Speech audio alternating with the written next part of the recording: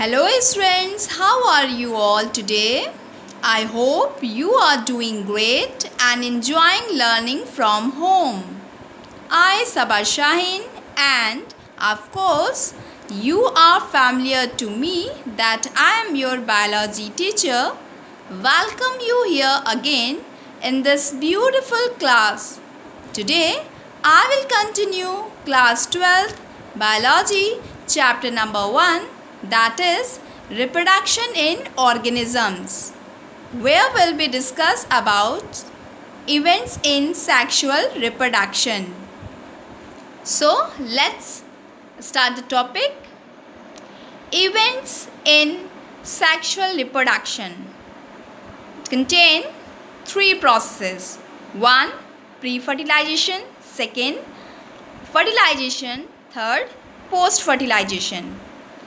First, pre-fertilization. Pre, that means before.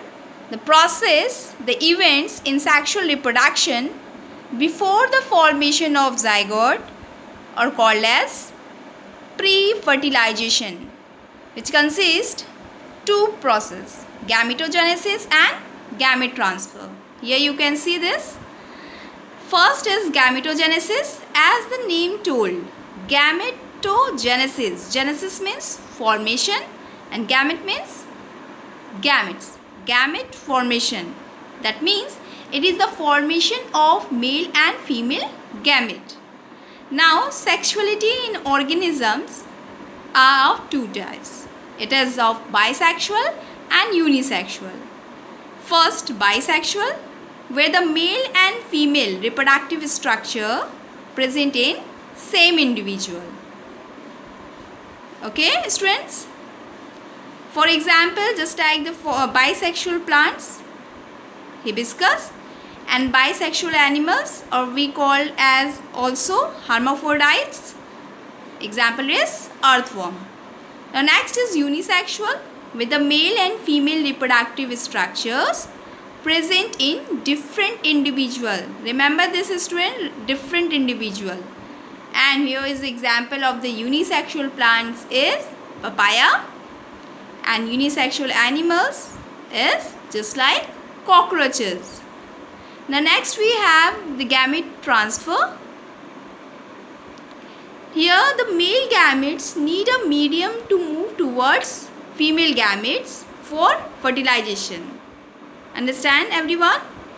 That means there is a need of medium where the one gamete move towards the other gamete for the process of fertilization.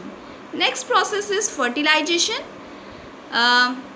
It means fusion of male and female gamete. It's called fertilization. And after the fertilization, there is a formation of a diploid body called as zygote. Here we can see this. There are the two types of fertilization. One is external fertilization and second is internal fertilization. External, that means outside. When the fertilization takes place outside the female body, it is called as external fertilization. For example, frogs, amphibians, we call as amphibians. And next is internal fertilization. Internal means inside. That means when the fertilization, when the fusion of the gametes takes place inside the female body, just like hymen, is called as internal fertilization.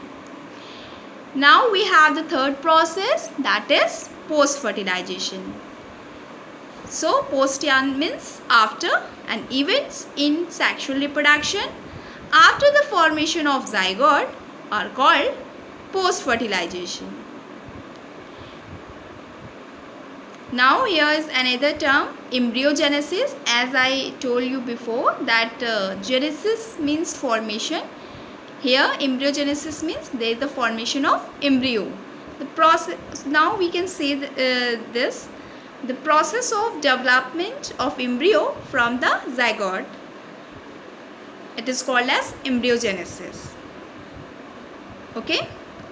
Now students, We usually see the animals are characterized into oviparous and viviparous. Oviparous, that means those individuals which lay eggs, just like reptiles and birds. And viviparous, those animals which gives young ones, just like human, just like us. Now students, post-fertilization process in plants, we can say this in flowering plants, there is a zygote is formed inside the ovule, and zygote develop into the embryo, and the most important process that after the fertilization, ovule develop into seeds and ovary develop into fruits. So students, these are the homework. You all have to learn and write these topics in your rough copy and prepare it for test. Now chapter is completed. Chapter 1 is completed, and you all have to learn all the online classes topics, and you have 1 week for preparation of chapter 1 for test.